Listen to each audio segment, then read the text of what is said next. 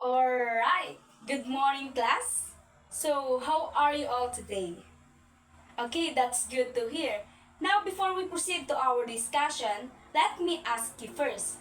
Have you ever heard or have you ever said, I'm starving to death when you're just really hungry, or my phone hates me when it freezes during a game, or when you use it is lagging. So those are examples of figures of speech. Now, language isn't just for saying things plainly. It also an art form or something that let us express emotions, create images, and touch people's heart. Now, when you listen to songs, read poems, or even scroll through captions on social media, you'll find figures of speech everywhere. They make our words come alive or creative. Now, let's go to our learning objectives. By the end of this lesson, you'll be able to first define what figures of speech are. Second, identify and explain different types. Third is analyze how they affect meaning and tone. Fourth is create your own sentences using them creatively. Now let's move on. So what are figures of speech? A figure of speech is a creative way of saying something. It goes beyond the literal meaning of words. So, for example, my heart is a battlefield. Of course, our heart doesn't have soldiers and tanks inside. It simply means the person is feeling conflict or pain. So, why it is important? Because it's make our language more expressive, colorful, and emotional, just like an artist using colors in painting. Let's move on to the types of figures of speech. First is the simile. A simile is it compares two different things using the words like or as. For example, her smile is like the sunrise, or he is as brave as a lion. So simile helps readers visualize an image more clearly. So when we say her voice is as soft as a lullaby, we can imagine a soothing and calm sound. Uh, for example, when your friends runs very fast, you might say you run like lightning. It's not literal, but it shows admirations. So think of someone in your family or a group of friends. How can you describe them using a simile? So its purpose is make our descriptions clear, imaginative, and relatable. Next type is metaphor. So metaphor compares two things directly. It doesn't use like or as. Example, time is a thief, or books are keys to wisdom.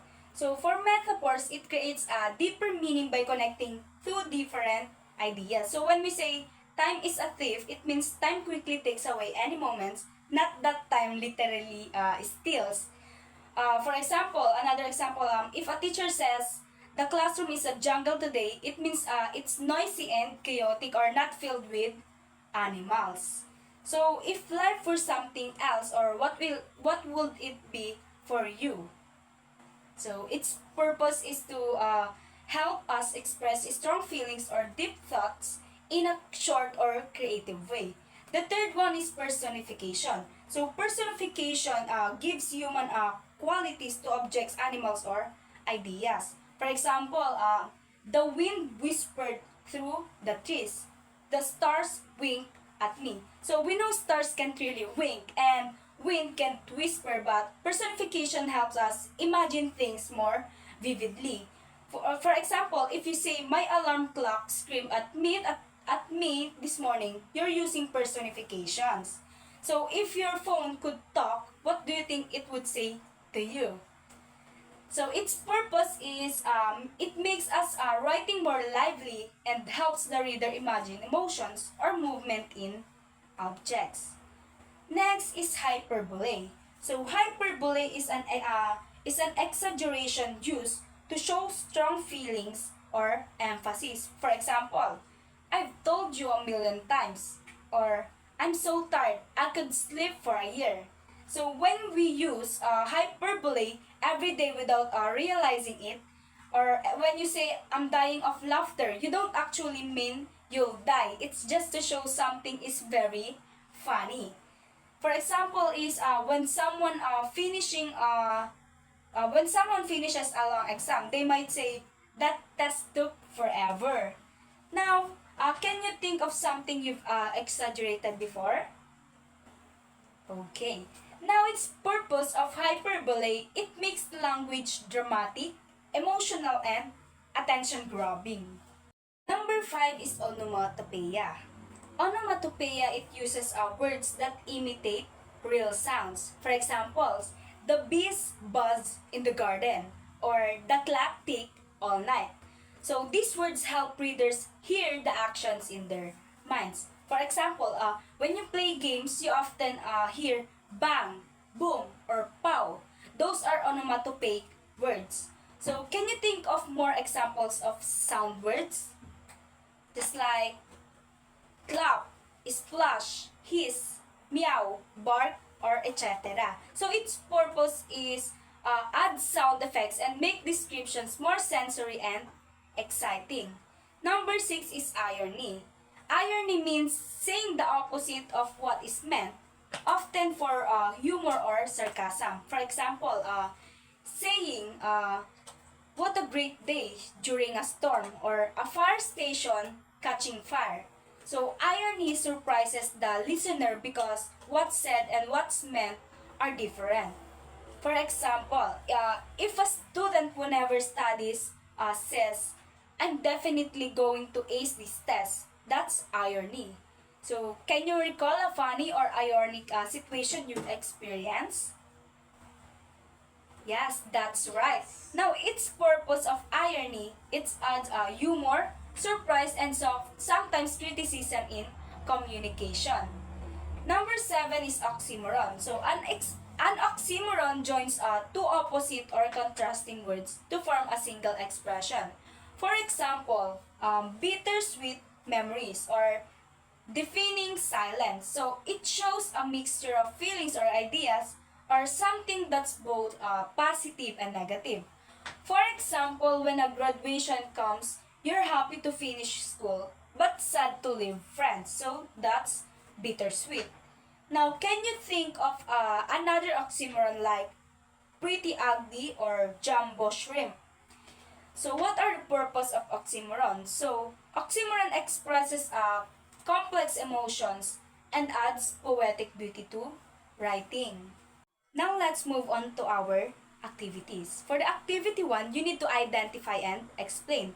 Now, the direction is listen carefully as I read each sentence, and you need to identify what figure of speech is used, then explain what it means in your own words. Number 1 is, the classroom was a zoo. Second, her laughter is music to my ears. Third is, the leaf dance in the wind. Fourth is, I've waited for ages for this moment. And the last one is, the silence was deafening. Okay, for the activity 2, you need to create your own figures of speech. For our direction, think of your everyday life like home, school, or friends. You need to write 3 original sentences using different figures of speech. And you need to label each one correctly. For example, my notebook is my best friend. It is metaphor. Next is, he runs like a cheetah. It is an example of simile.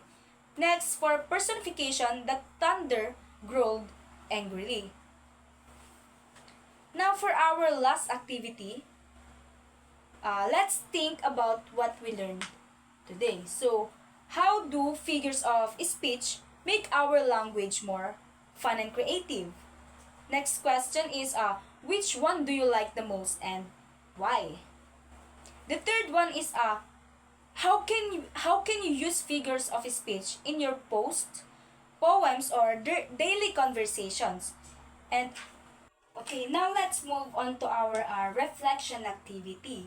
So I have here questions. So the first question is, how do figures of speech make our language more fun and creative? The second one is, which one do you like the most and why? And the third one is, how can you use figurative of speech in your posts, poems, or daily conversations? Okay, That's for our activity. Now, remember using figures of speech. Alright, that's all for today, class. Excellent work, everyone. Now remember, using of figures of speech makes your language come alive. Whether you're writing story, poem, or social media caption, adding a figure of speech makes your message stand out. So keep expressing, imagining, and creating because words have power when used creatively. That's all, class. Thank you.